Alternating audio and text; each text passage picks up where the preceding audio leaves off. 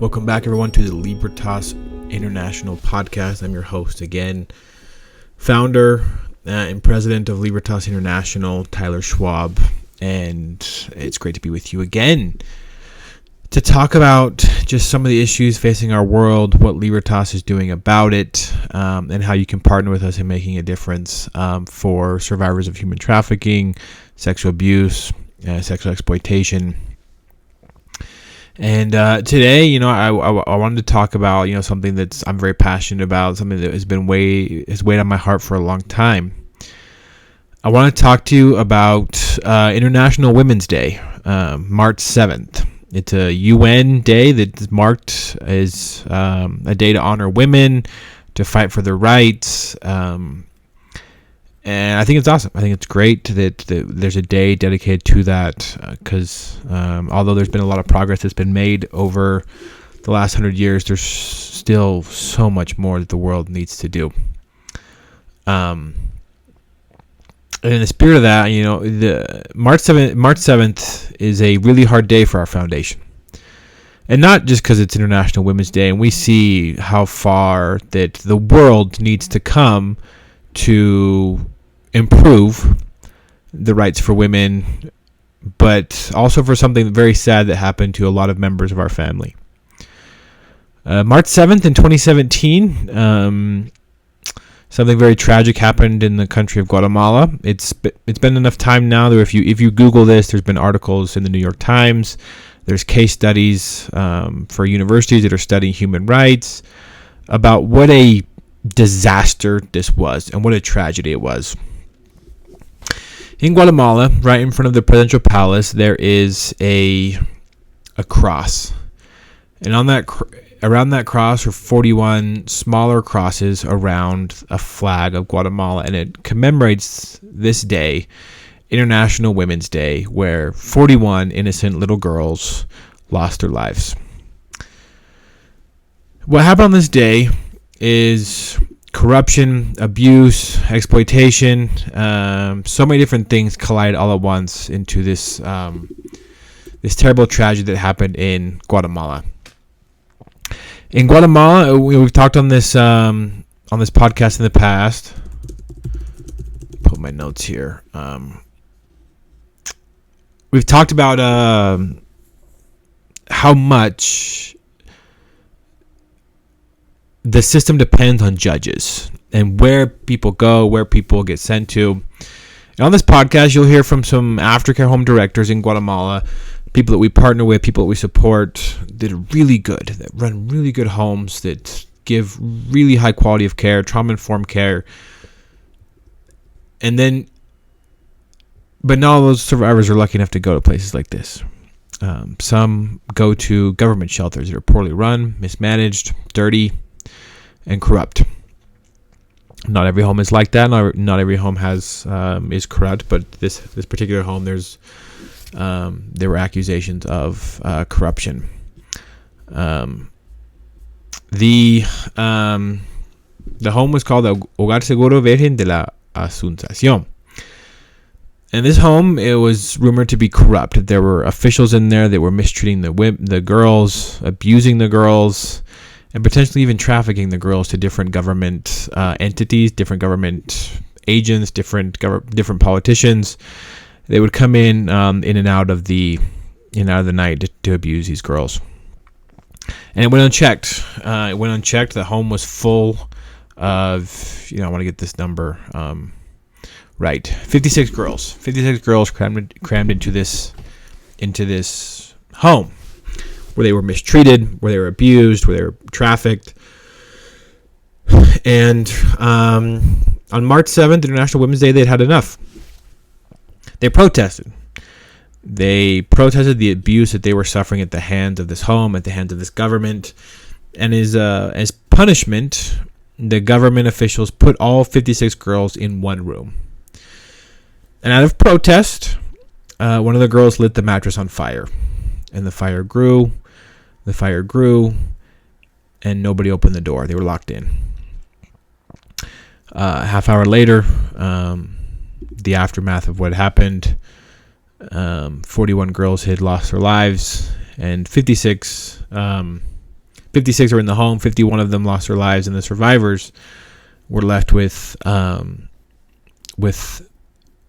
scarring that has needed to be repaired, scarring that continues to affect them day in, day out. And that's just the outside scars, let alone the scars that they all carry within them. I heard about this tragedy because I've been doing anti-trafficking work in Latin America, and this was the talk of the world. The world blew up with this news that 41 girls had died in this aftercare home in Guatemala. But it wasn't until maybe a year and a half later that it really affected me in a way that it became personal to me. Well, I was in Guatemala, just on one of my usual trips to Guatemala.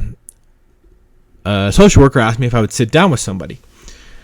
I said, of course, cool. Who are we going to sit down with? And the social worker said, I want you to sit down with this girl named Erica. So I sat with Erica, and it was impossible not to notice the scars on her hands, the scars on her face, the way she walked. But it was also impossible to miss the smile that she had, how beautiful she was, how much life that just bursted out of her. And you could tell by the scarring that something horrible had happened to her, that she had survived something awful. And as we got to know her, she invited us to her 15th birthday party. We went to her house. We bought her a cake. We helped her pick out her quinceañera dress. She was giving us a tour of where she's from, telling us her story, how she was put into this home when she was 12 years old because her family was trafficking her to the mother's boyfriend. So that's how she ended up in the home, and in the home, what had happened is that she told us a story in gruesome detail where she's a believer. She was not a believer prior to surviving this incident, but she says that an angel helped her out of this home to where she crawled over the dead girls. They had already died. They had passed out because of the smoke. She says an angel told her that the door was unlocked. Even though her face and her arm was on fire, she continued to crawl out of the home until she made it outside of the aftercare home before the aftercare home collapsed in on itself. And then she woke up 6 weeks later in a hospital in the United States. And she tells that story of how she survived and how her life now is a gift from God. And hearing her story and this not just the injustice that happened in the aftercare home, but the injustice that happened before, really impacted me in a way where I wanted to do everything that I could to support these girls, these survivors, these survivors that had survived this experience, so that they could that they had a chance to make something of their life as well, despite going through this awful trauma.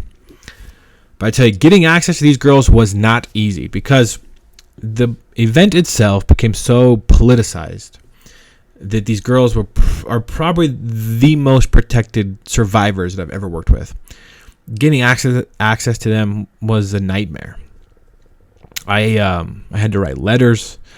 I had to help Erica, and she had to vouch for what we were doing so they would believe that I wasn't taking advantage. Because some NGOs came in, some news articles, some news companies came in, interviewed these survivors, promised them pay, and then never paid up, and exploited the girls for their stories. Some NGOs became very protective of the survivors, making them sign contracts to where they couldn't get help from other nonprofits if they were getting help from this, because that nonprofit now owned the right to their story. And then it was dangerous, them coming out publicly and telling what had happened, because a lot of those people that were abusing them were never arrested, and claim and put the blame on the girls for protesting that day and setting those mattresses on fire. And so it was hard to gain access to them. It was hard to be able to prove that I had to support them. And so what I had to do is I had to write all these letters, and I finally found a person that would give me the time of day. Like, here's what I want to do with the survivors. And I had a plan based on the one survivor that I was helping, Erica. She wanted to go to school. She wanted to explore if there was any business options for her. And so that's what I I wanted to offer the rest of the survivors a chance to, in Spanish, salir adelante, to get ahead, to do something, to have a chance to create something beautiful in their life. And I finally got a chance. I got a chance to go. I was invited to this board meeting, Christmas in 2019, and I had to present myself through the Ministry of Education, the Ministry of Women, the Ministry of all these different ministries, and basically explain who I am and what I wanted to do. And so I was in there for probably 5 hours where they would ask questions and questions and questions, trying to figure out who I was, because so many people had taken advantage of these girls that they didn't want that to happen again, and rightly so. I was just thankful to be given the chance. And so I got permission. I got permission to meet the survivors that wanted to meet me, and we hatched a plan to do it in March of the next year of 2020, shortly before the pandemic came, which ended up being a huge blessing because I was able to connect with them in a way that would allow me to serve them in the future. So every day, every year, I should say, not every day, every year on March 7th, the media comes out to talk to these survivors. Not so much now because enough time has passed that it's becoming history. But back then, everybody wanted access to these survivors to ask them their story, to re-victimize them, to all these different things. And so we hatched a plan, myself and my team, that we would pay for an experience for these survivors like 3 hours outside of Guatemala City, where they were hidden, where they were in nature, where there was nobody there that knew who they were, and where they could just chill and enjoy the day. They could walk, they could eat, they could ride this little train, they could pet these horses, they could do whatever they wanted to do. They could talk to me, and we could devise a plan to create something for them. Or they could not talk to me, and that's totally fine. They could just enjoy the day. But the point was to hide them from the news, these different organizations that always want them to speak on panels during this day, during International Women's Day. And the survivors that did not want to participate in that are often publicly encouraged to do so. So we brought them to this really sweet field. It's like this weird little farm. There's like the farmhouse. There's horses. There's goats. There's chickens. There's like this little train you can ride around.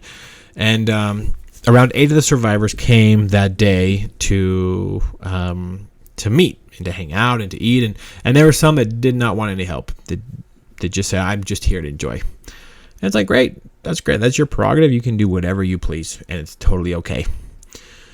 And there were some that sat down and had these ideas. One of which this particular survivor, she has some medical, the scarring has sealed parts of her body that should not be sealed, and has opened parts of her body that should not be opened. And because she walks, because she moves like a normal human does, those scars tend to reopen quite often.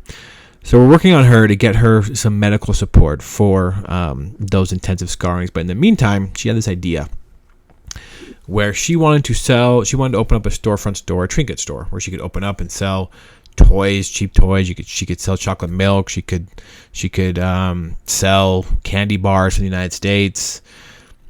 And she laid out this business plan with me, and you should have seen me. I was taking notes and I was doing all these things because she had a business plan all planned out. She had talked with Erica, and she had figured out exactly what she wanted to do. And so she came prepared. She came prepared with a business plan, and today she's a proud storefront owner. I went to a foundation based out of Dallas, Texas, who has a passion for Guatemala. I asked for funding for this, and the donor was like, "Yes, like let's take care of these survivors. Let's take care of these girls," and that's what happened. Another one, she's just looking for a place to live. She wants to move out of where she lives because, based on how her scarring healed, it makes it so she can't walk. She can't bend her knees. And so people in her community make fun of the way she walks. They call her fried chicken. They're really cruel to her.